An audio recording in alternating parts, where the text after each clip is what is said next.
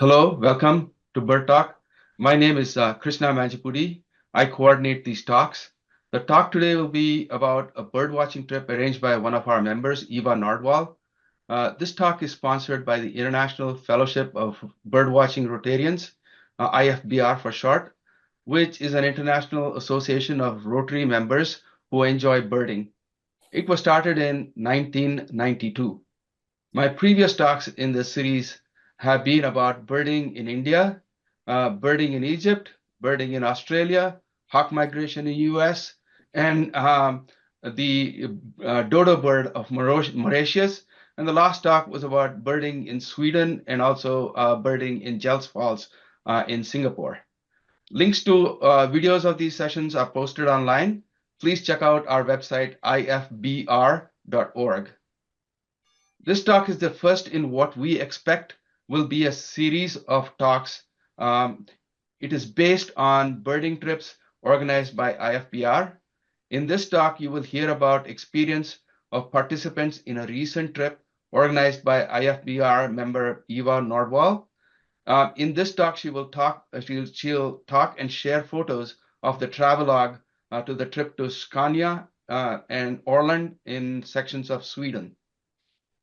Eva is a member of the Stockholm Circle Rotary Club, Stockholm, Sweden. She's past president, Paul Harris Fellow, has served in several club committees and district international service chair. Her classification is International Development Consulting. Birdwatching is a lifelong hobby, and she met with IFBR for the first time when she was visiting Rotary International Convention in Sao Paulo in 2015, where she joined the fellowship. She also attended the IFBR post-convention field trips in Seoul, Atlanta, Hamburg, and Melbourne. Traveling is another great interest of Eva's. Therefore, bird trips around the world together with Rotarians is a perfect combination. Hopefully, this trip to Sweden will be first of many more to come. And in fact, it is. Some logistics for the talk today. This presentation is being recorded. It'll be shared online along with several past presentations. I request that you mute your microphones if you're not talking. Questions are welcome. You may ask questions online in the chat session or by unmuting your microphone. With that introduction, let's move on and hand this over to Eva. And like I said, she has a long and wonderful presentation. So Eva, take it away. I will make you the host, and so you can then share your screen and move from there. Okay, thank you very much. And then it did work. Okay, the trip was tailor-made for IFBR and by Eric Hirschfeldt. I thought he would be here today, but I can't see him. Anyway, he is a tour leader and he is the owner of Avi Fauna Nature Travel.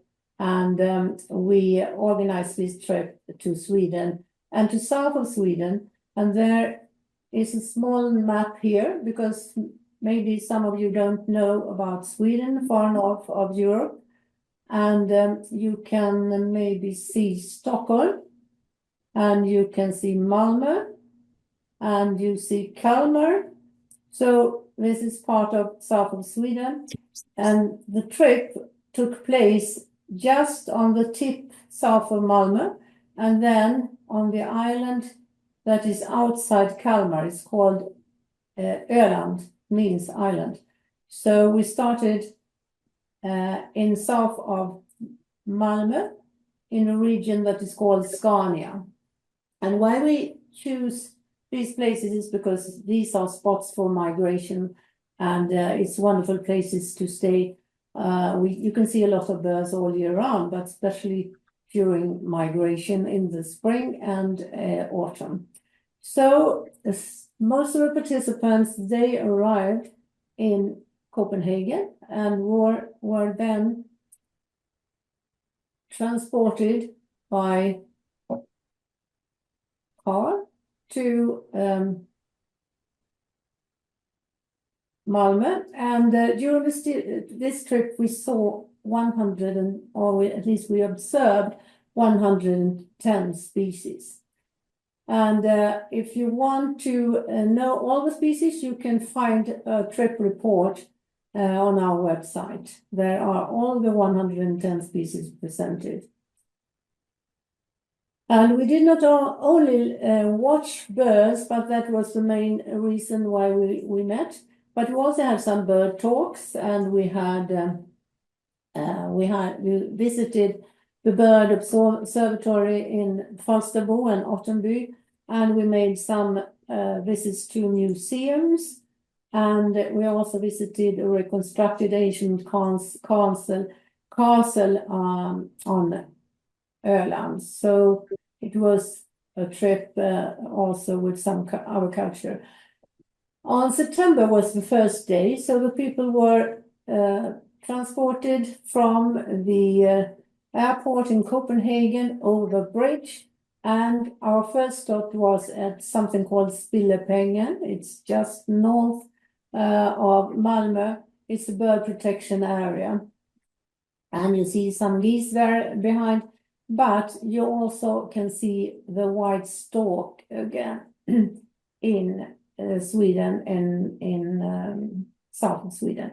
So the white stork is quite interesting here because it was relatively common 100 years ago or more, and then it declined sharply, and this was probably due to extensive excavation of wetlands, and the last stork nesting took place in 1954 in Scania, and then there were no more storks in Sweden. And people really missed this bird. So they initiated a stork project, and they have succeeded. So now we can see quite a lot of wild storks again in Scania. So they are lovely to see. And they migrate to west and southwest Spain and Morocco, and also Turkey. But I think most of the storks we see in Scania, they go down to Morocco and South Spain. So here is the gang. One is missing, coming the next day, but this is our accommodation at Helviksnäs. That is where we stayed between the 7th and 12th of September. And this is the dinner, our first evening. And the accommodation was okay, practical and so, but the food was definitely excellent. So we really enjoyed the food there. And this is the first morning. You can see Eric here together with some of the participants. We are walking down out to the Falsterbo tip. And the Falsterbo tip on the map looks like this. You can see the Falsterbo channel to the right, Falsterbo kanalen. This is close to where we stayed, Helviksnäs. And then we went by car out here, more or less to Falsterbo. And then we walked out to along the paths over here and out to the sea. You can see the lighthouse out there, and that lighthouse is from 1775. So it's quite an old building. And what did we see on the way out?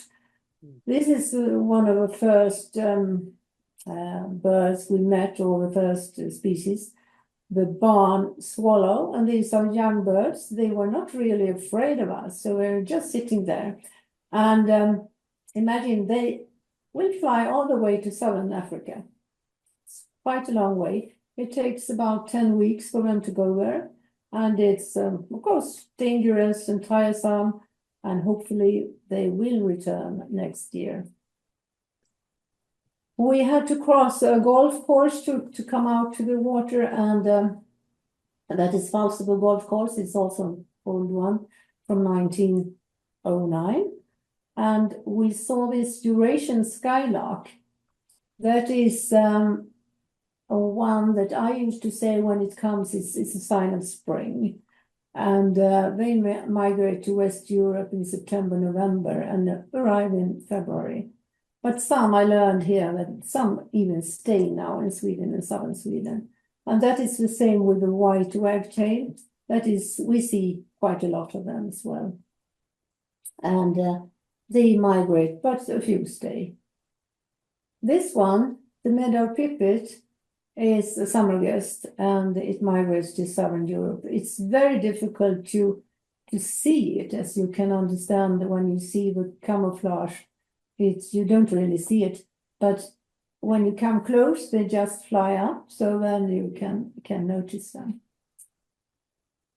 I'd also like to say, if you want to participate, ask questions, or you want to add something, you are welcome to do so during the talk here. And especially those who attended the trip, you might have something to add. So welcome to do that. This bird, which is quite elegant, I think, is also a migratory bird. It leaves our country early in August, end of August, the beginning of September. And it migrates to East Africa, just north of the equator. And then it returns mid-April. It's, well, you see it, but maybe not so often. Here we have some, let's see if the text is coming up. The common pochard with a brown head. That is the one. It's also summer guest, and it stays here from April to October. And the pied avocet is an elegant long-legged bird. You can see the one in black and white. And what is most spectacular about that bird, I think, is the beak. It's upwards, so it's just going down and find the food on the bottom of the shore. It's a very elegant bird.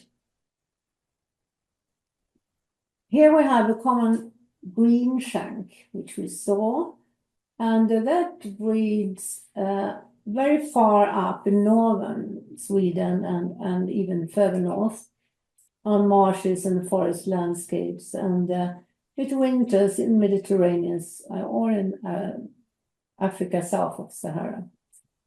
So it's quite long. And what I think is interesting with this one too, and how to distinguish is the beak, that is long and is a little upwards too. And the spotted red shank, during the breeding season, this one is totally black. So even the legs are black, but now in winter it has this gray, white, or what you should say, a little brownish. You can see more of them here. So they move also to Mediterranean, Southern Asia, sometimes even tropical Africa. And they are considered viable, but not so often seen in Sweden, or they are declining or decreasing in numbers now.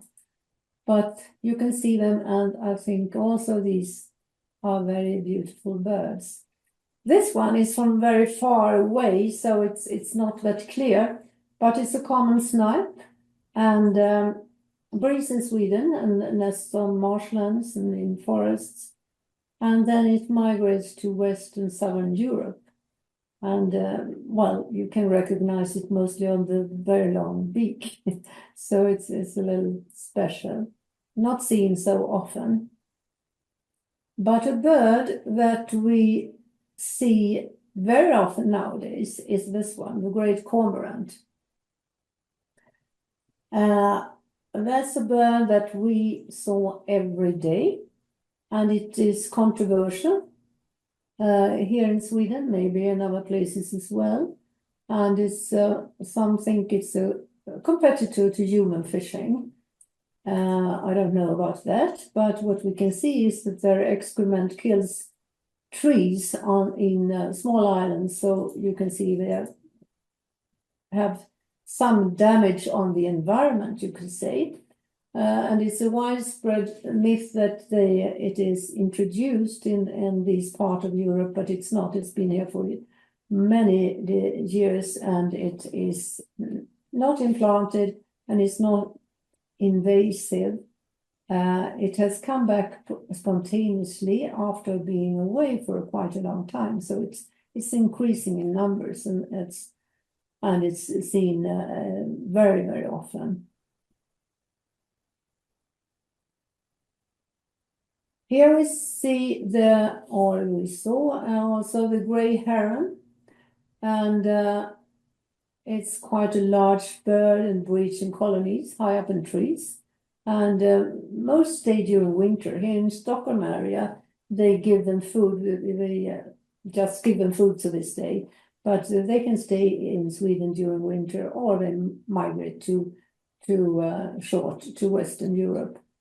Eurasian coot is also very common, and it stays, usually can migrate. I remember we saw this also in Melbourne at our bird trip there. So that is a very common bird, I think, worldwide. And the mute swan, we can see very often as well. It's very big, and it stays, it's common. I see it here in Stockholm every day now in wintertime when we have snow and ice. And I think we have in Sweden, we have 2 or 3, you could say 3 species of swans. You also have a whoop swan, which is not as common as this mute swan. And then you have another smaller white swan as well, that is only on migration, so it doesn't stay on nest as far as I know. But this mute swan is an elegant bird. It is big, and it's very common. And mallard, yes, this we see every day wherever we are, and all year round. So these are 2 females, I think, and they are very common. This one, Eurasian teal, is not that common, but you can recognize it on this little green feather. So I think that is why you can see. And it's also smaller than the mallard. And it moves to West Europe during winter. So here we have a common shelduck. And it's the young bird down left that we saw. And then I've added these 2 other pictures because this is how the mature and male bird looks like. And as it is very easy to recognize with that white or red, very red beak and forehead. So that one we did see, but only the young bird. And here we have to the right a very common hooded crow. We see also every day, everywhere. But what we also did see when we were in Scania, we saw this black carrion crow. It's called black crow in Swedish, carrion. And that is not very common. It looks like it's common in Denmark, but we don't see it very often. And they have been regarded as the same species, but recently they have decided that they are 2 different species. This is something that we see often, the pika-pika, the Eurasian magpie down to the right, the black and white. That one we can see every day, everywhere, and we saw it also. And the common wood pigeon, that one is, some stay in also during winter in southern Sweden, but most of them migrate to West Europe. Here in Stockholm, for example, where I am now, we don't see them during winter time, but in Skåne it's possible. Okay, here we wait to meet Magnus Grylle. He's head of Falsterbo Observatory, and he will give us an introduction then to Falsterbo Bird Observatory, which was founded in 1955, so it's quite an old one, and its mission is to carry out standardized monitoring of birds. So they have this banding, and here we see Magnus with a European robin, Eurasian robin, I think they call it, as a red robin, in his hands. And this is ready for banding. And they catch the birds in nets and then put them in a bag and then take them out there. And here you see two of the birds that we met at this observatory, the European robin and the Eurasian black cap. And you can see down to the right on the blue band, that's the small ring that is given to these small birds. But there are also raptures that come into these nets. So they have a different size of the rings. And if you see one of these, you are welcome to report it to the Museum of Natural History in Stockholm, Sweden, so they can see where they have gone and where they are to find. Okay, now morning has broken again, and some mornings look like this. And off we go over fields and looking for birds. And some birds that you see all year round and very common are these four: the great tit, Eurasian blue tit, the house sparrow, and the Eurasian chaffinch. These we found all year round, and we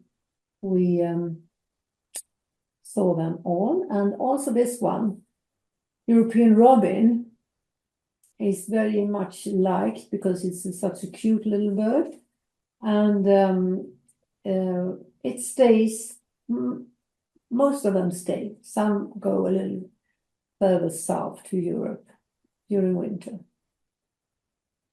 Now today, this day we were looking for raptures, and we went to a special place then. And here we also spotted the osprey, which is our signature bird for IFBR. And unfortunately, it was a little too far away to get a good picture of it. But we did see the red kite. That is very common in Scania and in also southern Sweden now. I think it's about only 5 years ago that we saw the first kite on Öland during the summer. It might have been reported earlier, but personally was the first time. But now we see it also on Öland every day, more or less. So it sort of migrates further north in Sweden.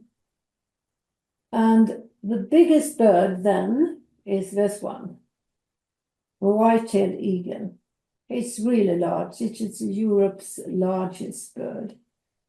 And it can be up to 7 kilos. And the females are on average a little heavier than the males. I think that goes for most raptures. And they nest along the Baltic Sea and all over Sweden, so you can see it now. Some of them move, but most of them stay in Sweden. We saw one the other day here during winter time. But this is the one we saw when we spotted raptures in Scania. And here, this happened.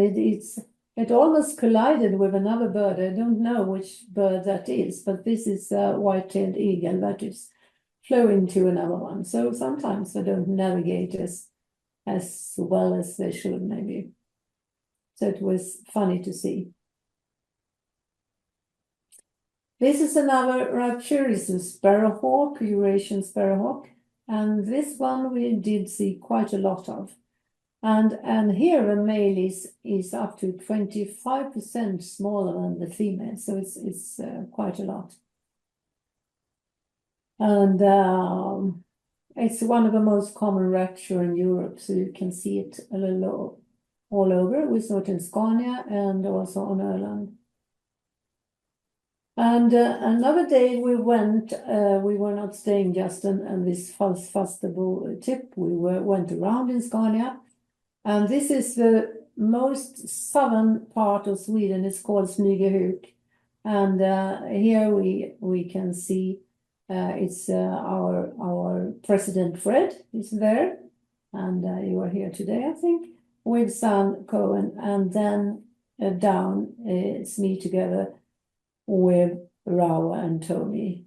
So this was a little windy day. And if you stand here, or if you then sail just south, you end up in Germany, in northern Germany. And we see a sparrowhawk down here to the right. Common crane. This one is also very much loved bird in Sweden because it's also spectacular. It arrives early in March, April, and then it leaves in September. And when it arrives, it stops on special places and it performs a spectacular mating dance. And there's especially one place in Sweden, it's called Hornborgasjön, and there you can see up to 3,000 cranes, 30,000 cranes passing by. So there are many, and it is it's a large bird, and it's very beautiful in a way. And another day it was raining, and we went off anyhow, but we were going up to northwest part of Scania that day to a natural reserve called Kullabygden, and you can see the map of it here, and up to the tip there to the northwest of Scania. And we went there, but it was raining too much to make any good pictures, but we saw quite a few northern gannet that passed by, and also a peregrine falcon, which is quite common there. It's not very common in Sweden, but in Kullabygden you can see it. And this is on the way back from that reserve. We stopped here, and this is to look for birds, but you can also see the bridge between Sweden and Denmark here. So that's what I wanted to show. It's quite a nice bridge. And then we also did, when it was raining, we had this interesting talk by Eric about the world's rarest birds. So that's what we heard about that rainy day. And then it was September 12th, and we had to leave for Öland. So on our way to Öland, we spotted this on the northeast of Scania. It's not often seen, so I think we were quite lucky really to get this one. And you can hear it picking on the trees, but not seen so often. It's our biggest woodpecker, and it's just black and with that red head. This one, great spotted woodpecker, is quite common. So this way we can see it very often, every day, everywhere. But and we did see it almost on the same place as the other one. And we stopped for lunch, and and also had a visit at Karlskrona Marine Museum. So we had some other things to look at that day, and not only birds. This is the place where we stayed on Öland. You see the house up to the left, the light blue house. That's where we stayed. And outside you could see the Baltic Sea. And I put in also a little further south at Ottenby. We have this Ottenby lighthouse. It's called Long John. It means Long John. And that was established in 1784. So they are really old, these lighthouses. And it's the highest lighthouse in Sweden. It's 42 meters. And you can climb in 192 stairs up to the top. And then you get a real nice view of the Baltic Sea. And you might see some birds as well. This is one that we saw on Öland, and it's quite common there, I would say. Northern lapwing. It comes early, February, March even, and it breeds along the shores. And also this one, the common eider. it is, I think it is, we can see it quite often now, and it was almost extinct because the feathers are very light and they have so good isolation properties, so they were hunted for these. And I know that most of us have had pillows with the feathers from these birds. And here I put in one picture that is not from the trip, but earlier this summer.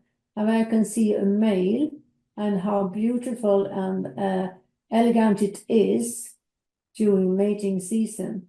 And it's a little different from later on, but then it's so white and the beak is just yellow. So it's really nice. But up here it's changing the feathers, and it's I think it's also female. They are not as colorful as the males, but the male is really colorful during mating season. And here we have a common golden eye. We can see them quite often. The nest in trees or man-made nests. They are easy to recognize during mating. The male then throws his head just on the back, and so you think he has just lost his head. It's very strange behavior, but that easy to recognize this common golden eye, and you can also recognize it on the little yellow and golden eye. You can see it here as well. This one is a red-breasted merganser, and it's not seen so often, and it's can be also a little difficult to distinguish from the common merganser, because this one is very you see a lot of these, and in large flocks, so there are many together. And they are not afraid of a cold, so you can see them all year round. Some move, but most of them stay. And this little one, it is more a summer bird than it leaves for Europe, West Europe during winter. And it's the gadwall, and it is smaller than the mallard also. And the easiest way to recognize it, I think, is the little white spot, the little white feather there. You can go for that, and then you can see, and it's small and a little cute bird. These we see also quite many, especially the dunlin. They are hundreds together sometimes, and the dunlin and the common ring plover can be seen together. And they nest along the shore, and the dunlins very far north, large flock during migration. And they then go to West Europe, even North Africa during winter. And this is then Magnus. I don't know if Magnus is here today. He was trying to attend. Some of you have met him already. He had an interesting bird talk for us, I think, a year ago. And he is head of the bird observatory at Ottenby. And he tells us about the work of at the observatory, about the research and bending that has been going on since 1946. And here are some birds that you can then get in the nets when you are banding, and we saw them out in the garden. It is the willow warbler, if we go from this yellow one, and then you have the common red start and European greenfinch and the lesser white throat. And I think it's only the European greenfinch that stays all year round. We had it even on the balcony here in mid-Stockholm today. So it likes to be fed by seeds.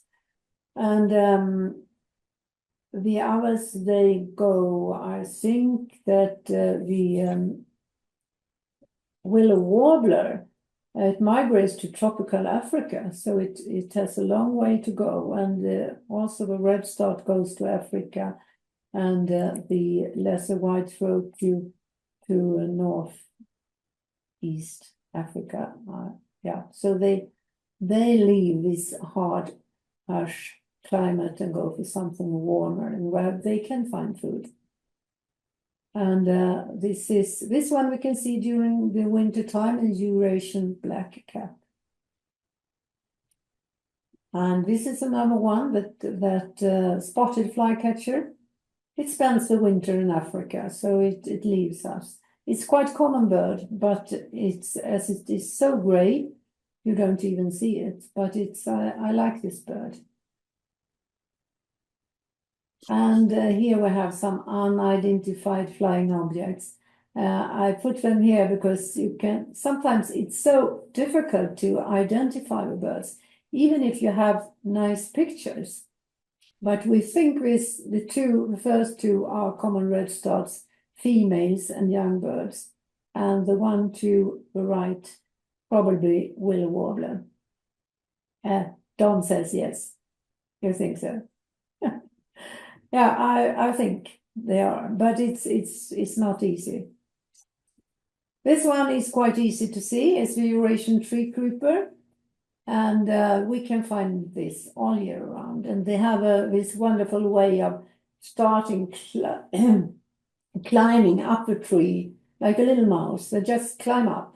They never climb down. They fly down. They climb up and then they fly down, and they look for insects all the time.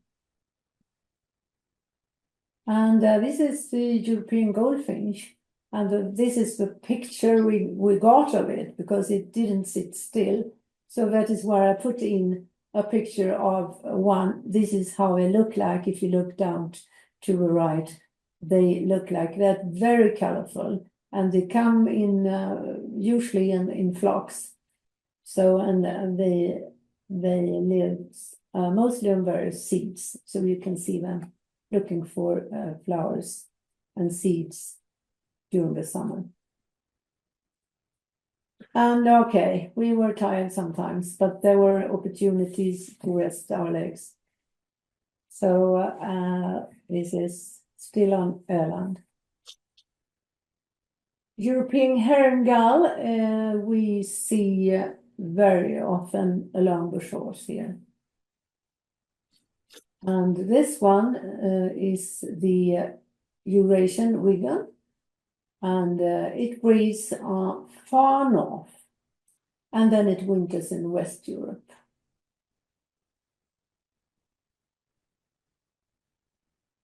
And here we have some very common geese, the barnacle goose and the grey-leg goose.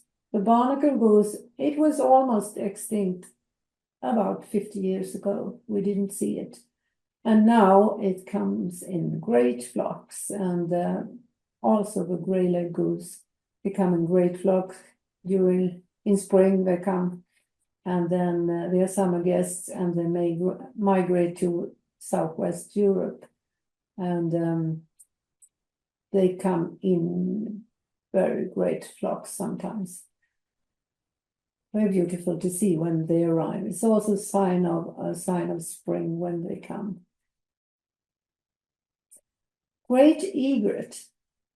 This is quite new to us because it has been observed, but now it is also nesting in Sweden, in southern Sweden.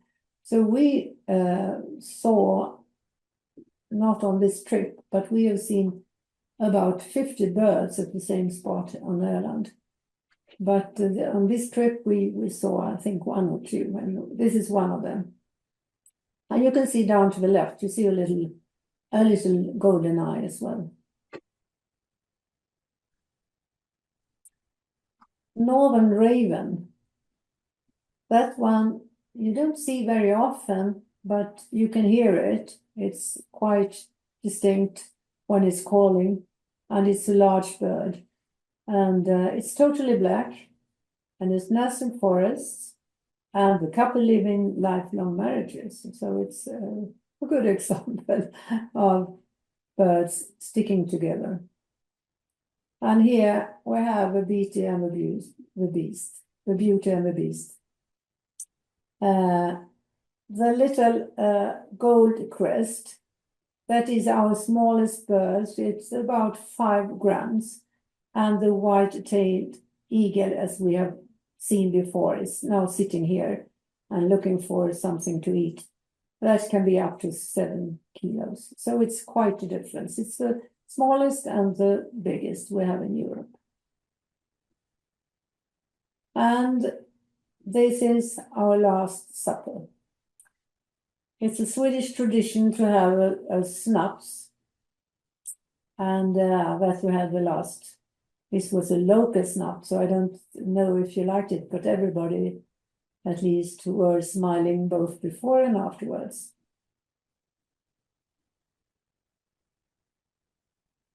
This is our departure day. We went out very early in the morning, so we see the sun has not just gone up, and this is some early birding in the morning. And this photo, I think it was you, Fred, that sent it to us. So this is the birding and in the morning. And now it was time to say goodbye at the midday of September 15th. And some went back to Copenhagen, and some went on for other adventures. And that was the end of the bird presentation. I haven't heard any questions, but you might have. But I can mention that if you think that this is something that is of interest, there is a new opportunity for bird watching in Scania, Öland, similar to this one, on September 20 to 27th. So please, you can come back to me or to someone in IFBR, so that could be settled. But it's right now it's a possibility. And the next bird trip will be to India Eagle's Nest, and that is coming up very soon. And some of us here will go.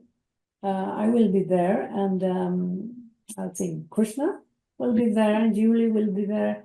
That will be very exciting to see and learn about birds in this area of India.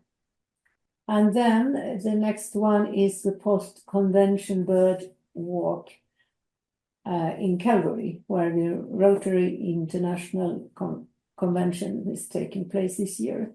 And that will be on June 27th. So I think that is all of it. Thank you all for listening, and I hope we will meet again, and welcome again to these bird talks. At this point, thank you, Eva. I'll open it up for questions, comments. Anybody that wants to say something about this or IFBR or have any questions, please chime in. You can unmute and ask. You don't need to chat. There's only a few of us here. So Eva, I just wanted to say that was really terrific, and I love the way that you had the written material as well as the photos. Thank you so much. Thank you. Anybody else have any questions or comments? I was part of the tour, but this presentation did more to me than the tour. It was a great tour, no doubt about it. But learning about the birds, I think, this is excellent. Eva, this is wonderful. Thank you, Vinod. Yeah, thank you, Eva. It was a very nice presentation. Really a lot to learn, even for us old birdies. Old birdies, but we also enjoyed very much your arrangements of the nice pictures and the text. Very well done. Thank you. Thank you. Thank you for joining. I must say that Torbjörn and Marie, they are Rotarians in the same district as myself. So that is very nice to have you here. Fantastic. Thank you for inviting us. I understand they're considering becoming members of IFBR. So please. Yes. Please. That's right. Krishna, we probably join the IFBR. Thank you. Yeah, we have your email, so we'll contact you after. Thank you. I have an observation here, if I may. So I was on a birding trip, actually on a visit to South India 2 months back, September, October, and November, which is when the migrations happen. One of the interesting observations that I had after many years of visiting India, being there and growing up there, was that one, the population of kites and cormorants has increased exponentially there. Really, literally exponentially. You can't lift your head and miss seeing a kite or a cormorant. So this seems like a global phenomenon. I mean, from your comments, Eva, kites have been a recent observation in Sweden, and cormorants also have been a recent observation in Sweden, it seems like. So I wonder if they are getting hardier. I know kites are scavengers. With the growing population and the tension in the natural resources, they are ideally suited for suburban survival. Because they live on trash and they live on things that people discard. So I was wondering if there is something there that you can comment on. I don't know the reason. I really don't know. Some of it, when it's getting down or up, you can see it's because of farming activities and so on, like the stork and something. But for the kites, I don't know. But we have seen it really many more than 5 years ago, and that it's expanding. And the cormorants, I don't know. They just are getting more and more. Yeah, and it's exceptional adaptation to the climate. If they are seen in Sweden and in tropical India, that's a phenomenal adaptation, if you will. Probably some the climate change has something to do with how the birds, especially how they stay wintertime in Sweden. They don't migrate, they stay. And that is definitely a sign of having milder winters, because if they can get the food here, why should they move? I know that Eric and also Magnus Grille, the heads of the bird observatory, they have a lot of information about that because they have followed the birds during so many years. Yeah, fantastic. Anybody else? Sorry, go ahead. Yeah, just to comment on the kite, as you were saying, it's spreading north, and it probably will continue further north. And another observation is that the smaller kite, which is called brown happy, I think, it was nearly not to be found in Sweden. At least 100 years ago. Now it is. There is a colony of that prey bird in southern Sweden and one up north as well in Norrbotten. But what has happened the last 5-6 years is it's not so uncommon in middle Sweden, where we are at the moment in Bergslagen, Avesta.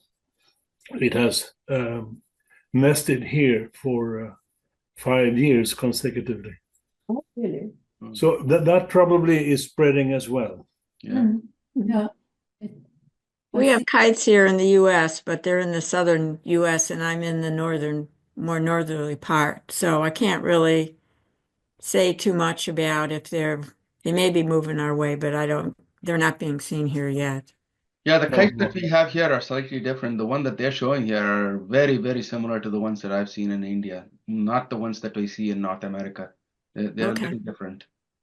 Yeah, sorry, you were going to say something, Sean. The kites here in the U.S., I live in the center part of the United States. They are a southern species, but we're beginning to see a few of them up here as far as central Illinois. And they're following the Mississippi River up. And cormorants, we've got loads of cormorants. So yeah, so things are changing. There's some species that were south, and now they're beginning to become more northerly. Yeah, cormorants, of course, are. I live in the eastern part of the United States in New Hampshire, and here too, I've seen an explosion of cormorants. as also in India, and now they're talking about Sweden too. So they seem to have spread everywhere, Yes. Yeah. much like the crow, I suppose. Yeah. The goldfinch. Yeah, the goldfinches too. The goldfinch, yeah. Mhm. It's increased enormously, hasn't it? Yeah, we have them here in the winter in Dalarna. Yeah, Mm. And that unfortunately, is quite far north in Sweden. Well, at least middle and real winter. Mm. unfortunately, some species of the warblers are coming down quite a bit. Yes. Yeah. Yeah, there are more birds numbers, more species, I think, with decreasing numbers than with increasing numbers. It's a pretty sad story, Yeah. at least here. Yeah. Excellent. Yes. And there's that issue in India where sparrows have pretty much disappeared from urban areas. And people are wondering why. They initially thought it was cell phone towers, but now they're thinking that it is also a change in lifestyle around them, which is that people don't throw grains on the street like they used to, and things like that. So their habitat has changed in that sense. Mhm. Mhm. So there's some thought around that going on too. Excellent. Yeah, Yeah. it's interesting to follow. And I mean, in 50 years, we can see these changes. Really, some have decreased in numbers and others are almost not seen. Yeah, Madhu online comments that she lives in the western part of India in Calcutta. House sparrow in East India has increased now in comparison to one year ago, which is perhaps a good sign. Yeah. Thank you, Madhu, for the comment. We have plenty of house sparrows in the US and they're not native. We'd like to give them back to the British people, but where I think they're in trouble over there, but we have plenty. Well, you're visiting India in next week, so carry some back. I think that might be a little difficult. No, don't do it. I'm just kidding. I know you are. Yeah. So any other comments? So thank you, Eva, for the informative presentation. And thank you, Bjorn, for the beautiful, beautiful photographs. Yeah, And Yeah, thank you very much. okay. Very good. Yeah, yeah. The benefits of joining are an access to international group of like-minded birders, an opportunity to participate in several IFBR events. Our upcoming events, as Eva pointed out, are that we have an IFBR birding trip to northwest part of India to an area called Eagle Nest in Assam, starting on 13th to the 20th of January next week. And then we have our traditional post-Rotary International Convention birding trip that will take place in Calgary on June 26th. In addition, you'll also have an opportunity to attend several bird talks throughout the year, similar to this, and also an opportunity to be a speaker at a future event if you so choose to do. Please contact us if you would like to present something. And then, as I said, please post your email online if you're not already a member. And we will contact you and follow up with you. So thank you all again, and thank you, Eva and Goran, for organizing this trip, coordinating everything, and also for this wonderful presentation.